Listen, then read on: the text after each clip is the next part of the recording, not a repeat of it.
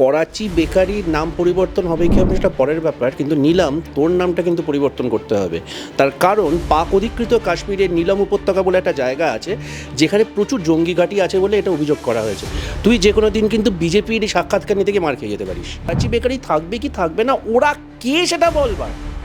Karachi bakery একটা brand, আপনার পছন্দ হচ্ছে না আপনি সেই বেকারির বিস্কিট খাবেন না। এবার করাচি বেকারির নাম করাচি বেকারি বলে যদি নাম পরিবর্তন করতে, তাতে তো কালকে এরম দাবি উঠবে যে নিলামের নাম কেন নিলাম হয়েছে, যে নামে একটা উপত্যকা রয়েছে পাক অধিকৃত কাশ্মীরে।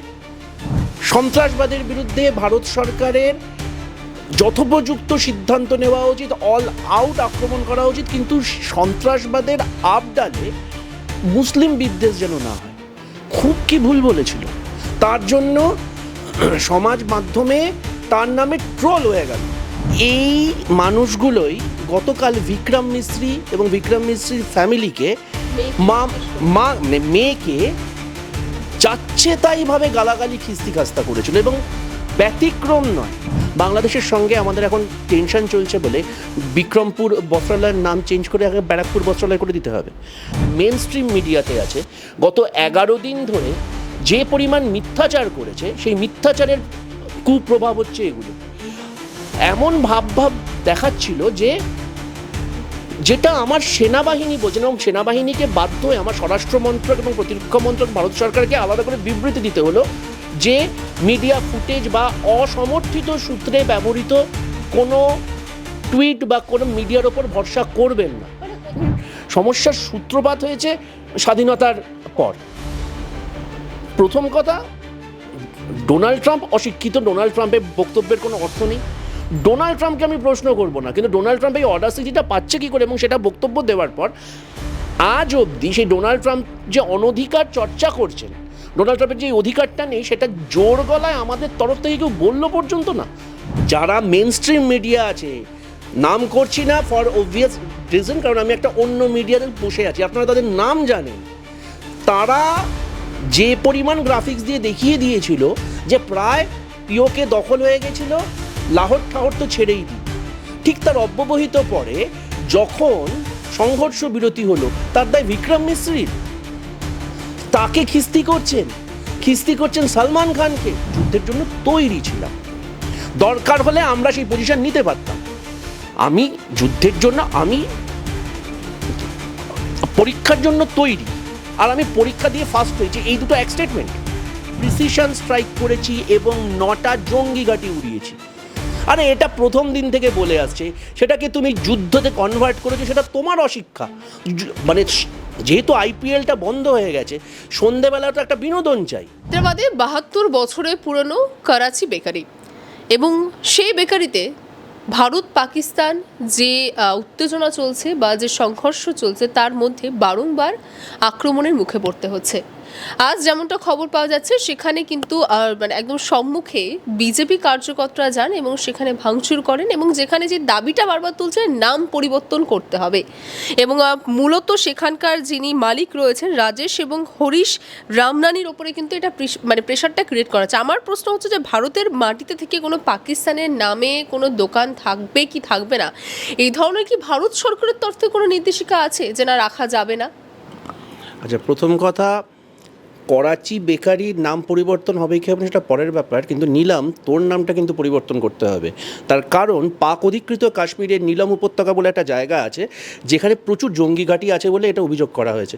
তুই যে কোনো দিন কিন্তু বিজেপির সাক্ষাৎকার নিতে গিয়ে মার খেয়ে যেতে পারিস। এবং দর্শকদের উদ্দেশ্যে বললাম, ওর নাম কিন্তু নিলাম, তো আপনারা এবার ওকে মারবেন কিনা ভেবে দেখুন। সমস্যা কী বলতো, অশিক্ষার না কখনো কোনো যুক্তি হয় না। এই মানুষগুলোই গতকাল বিক্রম মিস্ত্রি এবং বিক্রম মিস্ত্রির ফ্যামিলিকে মেয়েকে যাচ্ছে তাইভাবে গালাগালি খিস্তি খাস্তা করেছিল। এবং ব্যতিক্রম নয়, হিমাংশী নারওয়ালকে মনে আছে? হিমাংশী নারওয়াল কিন্তু সাধারণ কোনো মহিলা নন। হিমাংশী নারওয়াল যে 26 জন শহীদ হয়েছিল, সেরকমই একজন শহীদ পত্নী যার স্বামী নিজে নেভাল অফিসার ছিল। তো সে কী বক্তব্য দিয়েছিল, যে সে বক্তব্য দিয়েছিল সন্ত্রাসবাদের বিরুদ্ধে ভারত সরকারের যথোপযুক্ত সিদ্ধান্ত নেওয়া উচিত, অল আউট আক্রমণ করা উচিত, কিন্তু সন্ত্রাসবাদের আবডালে মুসলিম বিদ্বেষ যেন না হয়। খুব কি ভুল বলেছিল, তার জন্য সমাজ মাধ্যমে তার নামে ট্রোল হয়ে গেল। এবং দুর্ভাগ্যবশত এই ট্রোল যখন হচ্ছে, এই বক্তব্য যখন হচ্ছে, যারা যারা করলো তাদের বিরুদ্ধে কোনো রকম ব্যবস্থা হলো না। বিক্রম মিস্ত্রিকে বাধ্য হয়ে, বিক্রম মিস্ত্রি কিন্তু রাস্তায় দাঁড়ানো কোনো পাঁচুদার দোকানে বসে থাকা কোনো জনৈক ব্যক্তি নয়। বিক্রম মিস্ত্রি আমার বিদেশ সচিব, যে এই দুর্ঘটনাটা যখন ঘটছে, এই গত 14 দিনের হাই টেনশন সময়ে সেই ভদ্রলোক অত্যন্ত দক্ষতার সম্বন্ধে এই ঘটনার বিবৃতি দিয়েছে। তুই ভাব, তুই যে প্রশ্নটা করলি, নিলাম ঠান্ডা মাথায় ভাব, যে ভারতবর্ষে কোনো অন্য দেশের নামের প্রতিষ্ঠান থাকবে কি থাকবে না? প্যারিস বেকারি আমাদের কলকাতায় আছে, আছে কি নেই?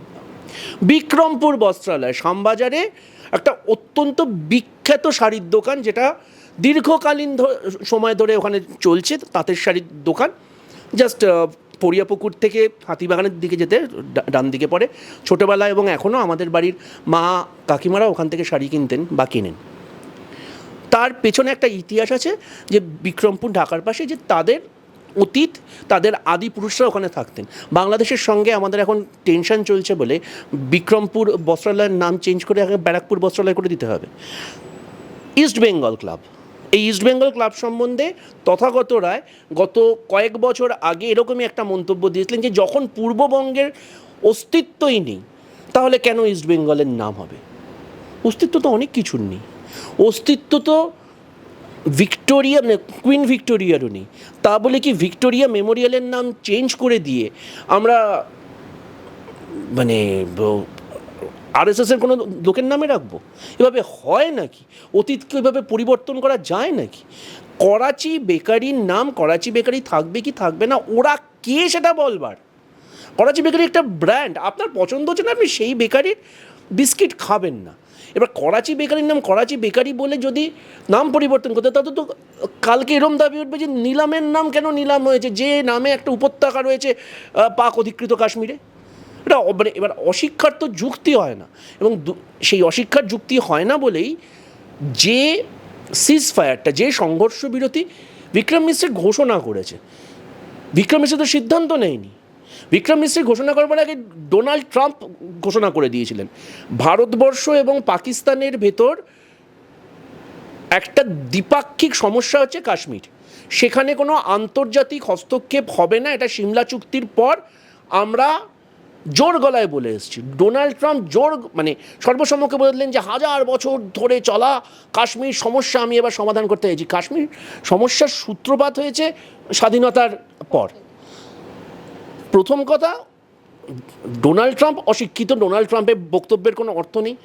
ডোনাল্ড ট্রাম্পকে আমি প্রশ্ন করব না, কিন্তু ডোনাল্ড ট্রাম্প এই অডাসিটিটা পাচ্ছে কী করে, এবং সেটা বক্তব্য দেওয়ার পর আজ অবধি সেই ডোনাল্ড ট্রাম্প যে অনধিকার চর্চা করছেন, ডোনাল্ড ট্রাম্পের যে অধিকারটা নেই, সেটা জোর গলায় আমাদের তরফ থেকে কেউ বললো পর্যন্ত না। বাইপাসে যেখানে অ্যাটমসফিয়ারটা ঠিক সায়েন্স সিটির পিছনে, ওখানে একটা ট্রাম্প টাওয়ার আছে।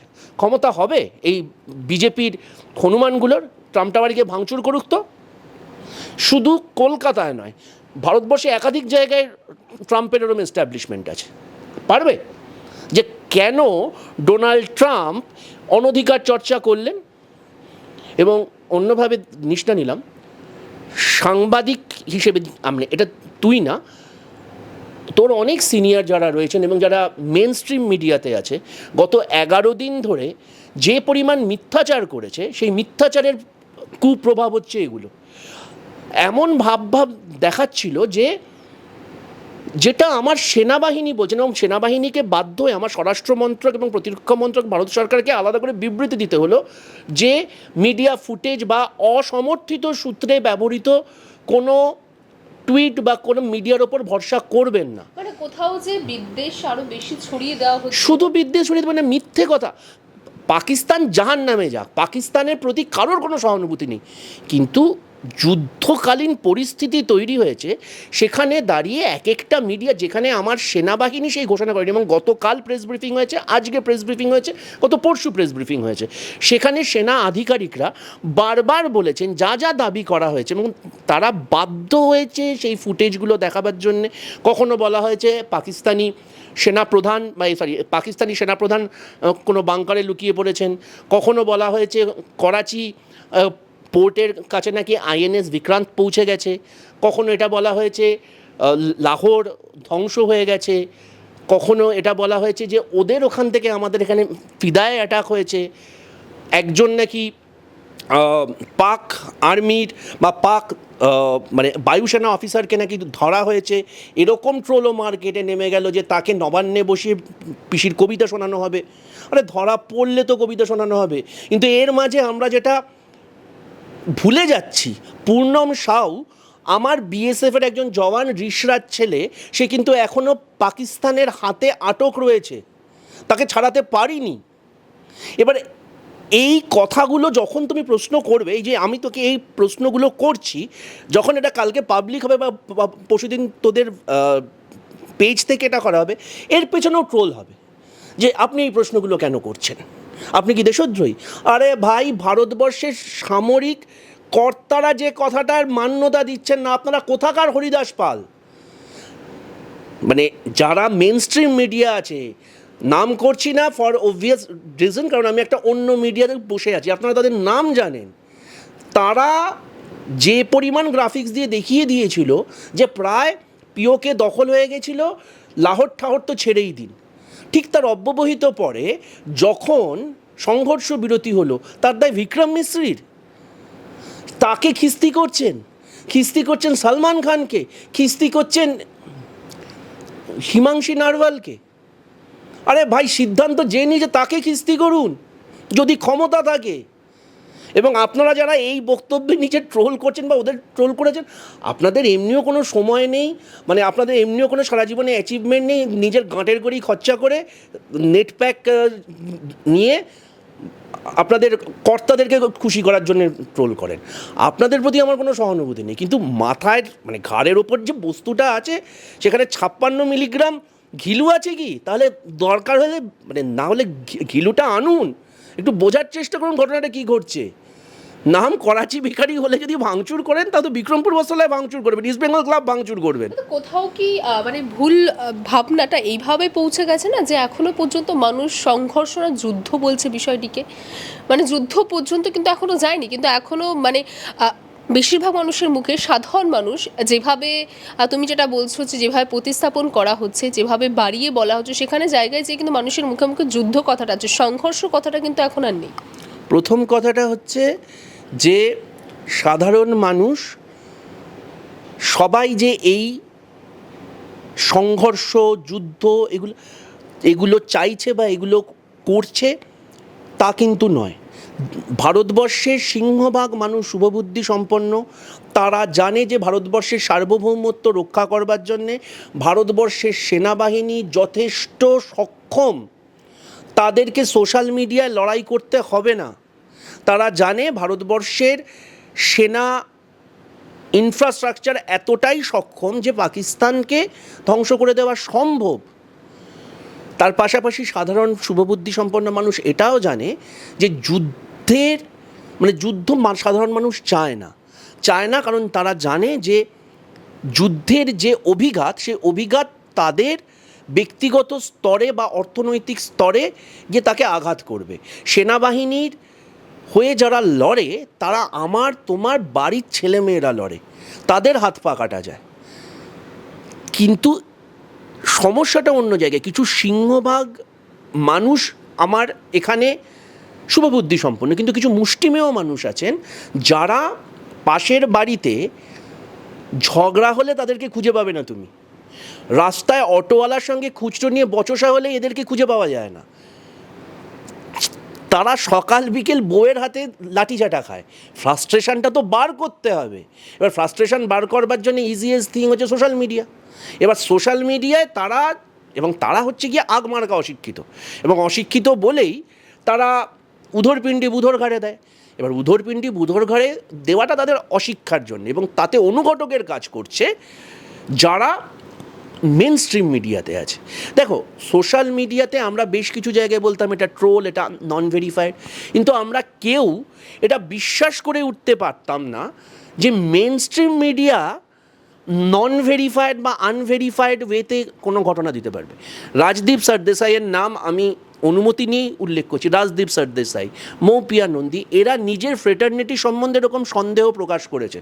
তারা বলছে যে আমরা সোর্স, তুমি দেখবে খুললেই বিশেষ সূত্র মতে আমরা খবর পেলাম যে লাহোর আক্রান্ত হয়েছে, বিশেষ সূত্র মারফত আমরা খবর পেলাম শিয়ালকোট আক্রান্ত হয়েছে। সেই সূত্রটা তো সেনাবাহিনীর থেকে বেশি বিশ্বস্ত হতে পারে না। তাহলে সেনাবাহিনী আজ অব্দি ঘটনা বলেছে? র্যাদার গত 3 দিনের যা যা প্রেস ব্রিফিং হয়েছে দেখবে সেখানে বারবার দক্ষিণ ভাষায় বলেছে আইএনএস বিক্রান্ত কখনো 400 নটিক্যাল মাইল দূরে ছিল, কখনো অ্যাপ্রোচই করেনি, বলেছে আমরা যুদ্ধের জন্য তৈরি ছিলাম, দরকার হলে আমরা সেই পজিশন নিতে পারতাম, আমি যুদ্ধের জন্য, আমি পরীক্ষার জন্য তৈরি, আর আমি পরীক্ষা দিয়ে ফার্স্ট হয়েছি। এই দুটো এক স্টেটমেন্ট, এই পার্থক্যটা বুঝবে না তুমি? আচ্ছা, নাম্বার 2, কেউ এই প্রশ্নটা করছে না, সব বুঝে গেলাম যে আমি পাকিস্তান ধ্বংস করে দিয়েছি, পিওকে ধ্বংস করে, যে 4 জন অ্যাকচুয়ালি এই ঘটনাটা ঘটালো, যাদের ছবি সারা ভারতবর্ষ সহ সারা পৃথিবীতে পাবলিক হয়ে গেল, তাদেরকে মারতে পেরেছি আমরা? তারা কি মহাশূন্যে বিলীন হয়ে গেল? এই প্রশ্নটা করবে না? এবং সেনাবাহিনী গতকাল যখন বারবার তোমাদের ফ্রেটার্নিটির লোক থেকে এই প্রশ্ন করা হয়েছে, যেমন একজন প্রশ্ন করেছিলেন কোনো একটা পাহাড়ের ঘাঁটিতে, সেটা নাকি পারমাণবিক কেন্দ্র, সেখানে কি ভারতীয় বায়ুসেনা আক্রমণ করেছে, নাকি সেটাকে সুনিশ্চিতভাবে আক্রমণ করা হয়নি কারণ সেটা পারমাণবিক ঘাঁটি ছিল বলে। এয়ার মার্শাল কি উত্তর দিচ্ছেন? বলছে যে ধন্যবাদ, মানে এটাকেই বলে স্যাটায়ার, ধন্যবাদ, আমি আপনার থেকে জানতে পারলাম যে ওখানে একটা পারমাণবিক ঘাঁটি ছিল, আমাদের থেকে তো বেশি খবর আপনাদের কাছে আছে। Anyway, on a serious note, না আমরা ওখানে আক্রমণ করিনি, আমরা ওখানে আক্রমণ করতে চাইও নি, আমাদের উদ্দেশ্যটা ছিল প্রিসিশন স্ট্রাইক। এবং বারবার সেনাবাহিনীর তরফ থেকে বলা হয়েছে আমাদের শত্রু কিন্তু পাকিস্তানি জনগণ নয়, আমাদের শত্রু কিন্তু পাকিস্তানি সেনাবাহিনী নয়, আমরা প্রিসিশন স্ট্রাইক করেছি এবং 9টা জঙ্গি ঘাঁটি উড়িয়েছি। আরে এটা প্রথম দিন থেকে বলে আসছে, সেটাকে তুমি যুদ্ধতে কনভার্ট করেছো, সেটা তোমার অশিক্ষা। মানে যেহেতু আইপিএলটা বন্ধ হয়ে গেছে, সন্ধেবেলা তো একটা বিনোদন চাই, অতএব একটা বিনোদন হয়ে গেছে। এবং যারা অ্যাঙ্কার ছিল, বাপ রে বাপ, তারা তো, পাকিস্তান কি ম্যাপে থাকবে? কালকে কি আপনি সকালবেলা উঠে লোকজন তো এরকম ভাবতে শুরু করে, এবং তারা এমন সব ক্লিপিং ইউজ করছে, ফিলাডেলফিয়াতে একটা ফ্লাইট অ্যাক্সিডেন্ট, হ্যাঁ তাহলে ভাব, ফিলাডেলফিয়াতে একটা ফ্লাইট ক্র্যাশ করেছে, সেটার ক্লিপিংস, সেটা সোশ্যাল মিডিয়ায় ব্যবহার হলো, সেটা একটা মেন স্ট্রিম মিডিয়াতে ব্যবহার হলো, সেটা ইরানের সঙ্গে ইরাকের একটা লড়াই, সেটাতে ওখানে দেখাচ্ছে। আরে ভাই, তারপরে সেই, এবং তাদের নাকি বিশেষ সূত্রটা সূত্র নাকি দন্তেশ্বরের জায়গায় ঈশ্বর জানে। বাংলা হান্টের আরও খবর দেখতে নজর রাখুন। বাংলা খবর মানেই বাংলা হান্ট।